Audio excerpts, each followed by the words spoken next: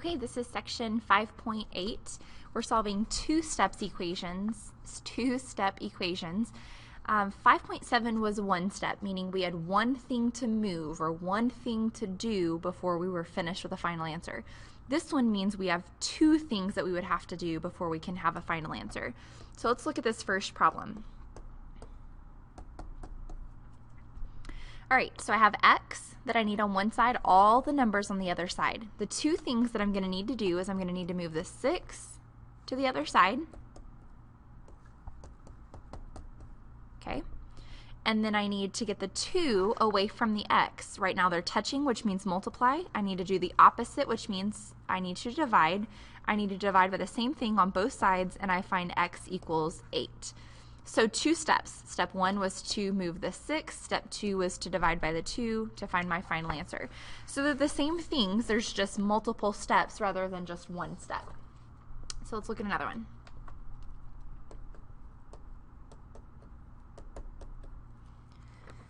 Okay, so the goal is to move all of the freestanding numbers first, and then you will divide or multiply at the very end to get the r by itself, okay?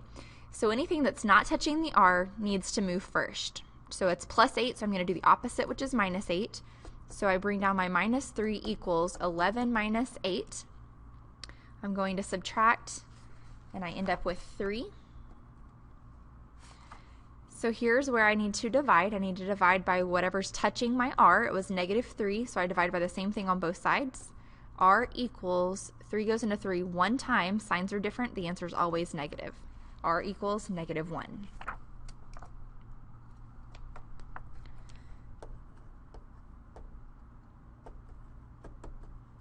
Remember, all of these are two steps. Two things need to happen.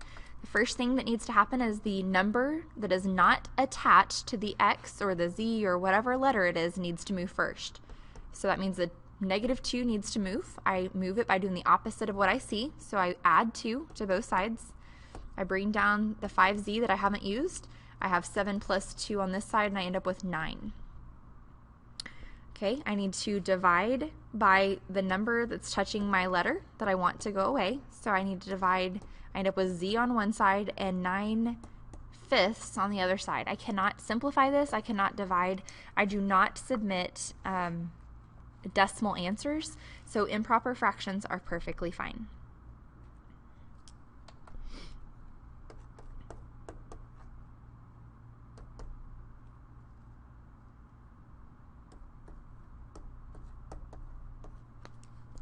All right, they kind of throw a bunch of stuff at you in here. First thing I need to do is I need to take care of all of my numbers and get them pretty together, simplified as much as possible, and then I need to take care of that negative 3 and the x together because they're touching. That's the part that needs to come last. So I go over here on this side and I see a subtraction problem. So I need to change the sign of the number that follows. So this simplifies to be negative 5 plus 2. Okay, addition problem.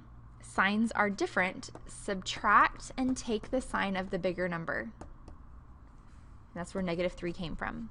So now I have x divided by negative 3 equals negative 3. All right, I have a number with the x that I need to undo. This is a division problem over here, so I need to do the opposite of divide, which is to multiply. I'm going to multiply by the same thing on both sides. Signs are the same. The answer will always be positive. 3 times 3 is 9. So x equals 9. Final answer.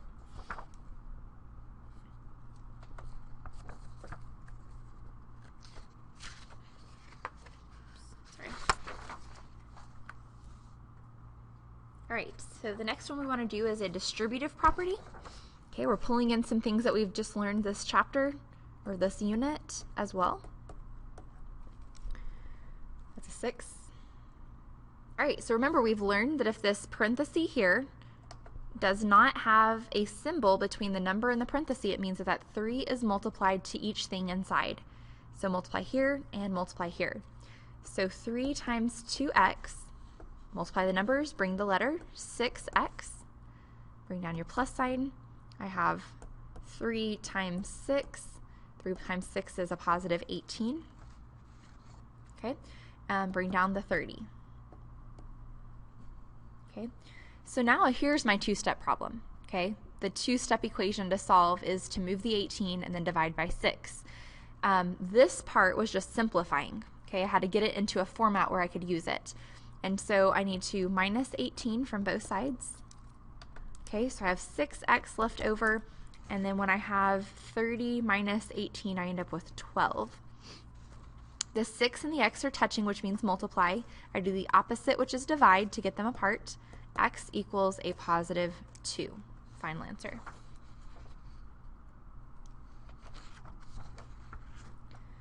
Okay, 4x minus 19 minus 3x equals negative 10.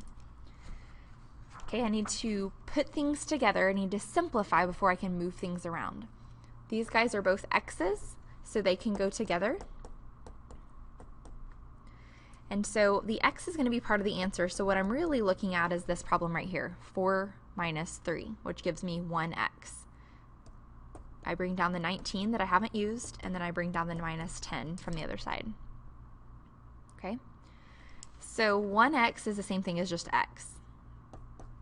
Okay, so I have x minus 19 equals negative 10. So for me to move this to the other side, I do the opposite of what I see. Why am I adding 19? Because I need x all by itself. And so I find x equals negative 10 plus 19. Signs are different. Subtract and take the sign of the bigger number.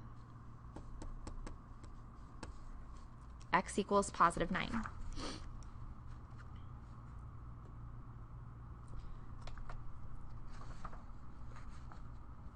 Okay, let's do a couple of fraction problems.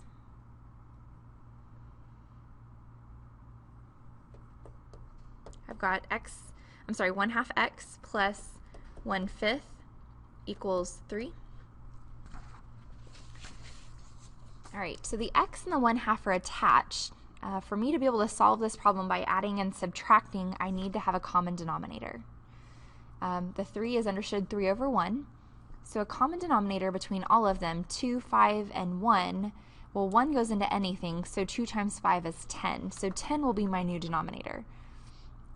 So let's see. I end up with, if I have 10 as a denominator, I still have x. I have a 10 as a denominator, and I have, 10 over here as well.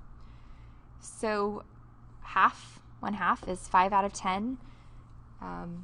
This becomes 2/10, and this becomes, let's see, 1 times 3 is 30 for that one.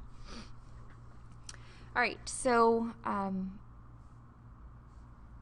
what I want you to see with this, if I was to multiply everything by a common denominator, the goal, let me start over here. The goal of this, especially when you're dealing with equations, is you're going to try to cancel out or get rid of all of the fractions. The way that you can do that is by figuring out what a common denominator would be for all of them. And so I did it by the same method that we've been talking about. We find the two numbers in the denominator, multiply them together, and then we're able to find a common denominator that way. So I multiplied 2 times 5 and I got 10. So for this, I know that 10 is a common denominator among all of these fractions because 1 also goes evenly into 10. So the way I'm doing this is I'm going to multiply each one of these by 10. And I want you to see it's 10 over 1, so it's a fraction, okay? Or it's a whole number, either way you want to look at this. So I'm going to bring these two pieces down first. 10 times the 1/2 x. The x is not going to cancel, it's going to stay there, but what I want you to see is that I can simplify in this diagonal by dividing by 2. And so 5 times 1 is 5, and 1 times 1 is 1. The x is still with it though. So this whole piece, this fraction, became 5x. Okay? 5 over 1 is 5, the x is still with it. So the whole point of this was to multiply by a common denominator that will get rid of every single one of my denominators and make them a 1, which would just make a whole number. So we're going to do the same thing with the next piece. Okay, the next piece is going to be 10 over 1 times 1 over 5. I'm going to divide by 5. And I end up with plus 2. Why plus? Because it was a plus sign. Okay, let's look at the last piece. I'm going to multiply this last piece, 10 over 1 times the 3 over 1. 1 doesn't simplify with anything, but this ends up being 30 over 1, which is just 30. So this is actually my new problem that I'm solving. Okay, so we are going to scoot this up, and we're going to use all of the steps that we know to solve this. All right, first step is to subtract 2 from both sides, and then divide by 5 on both sides to get x all by itself. 28 and 5 do not simplify, so 28/5 is my final answer. Okay, so that's all we have for section 5.8.